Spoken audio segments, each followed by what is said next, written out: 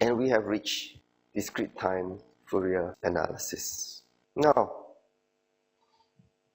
what is the problem that we want to solve is always this.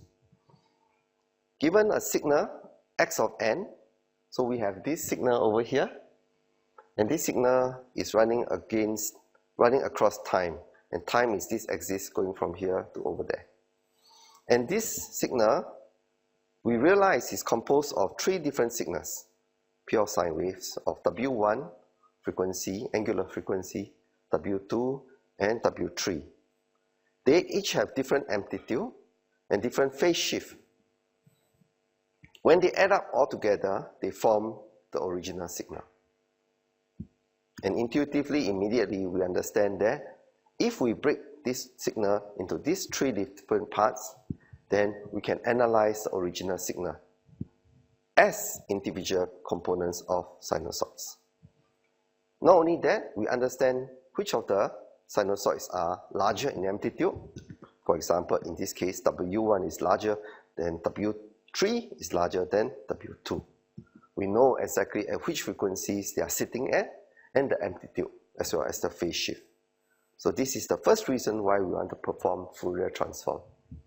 So this is the analysis part again of the Fourier transform problem, to break an unknown signal into known sinusoids of various frequencies.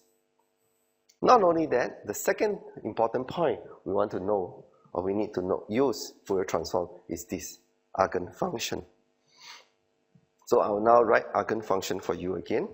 I have a signal called V of n entering a LTI system, and out comes, for example, A times V of n minus some delay.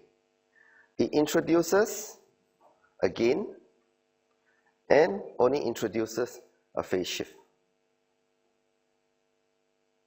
Such a function, if this happens, is called an eigenfunction.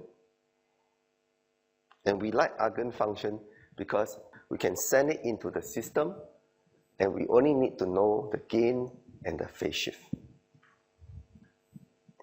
We know Fourier E, J, omega n are eigenfunction of LTI. So what happens when we go into such a system, H, we would get a gain, C, for example,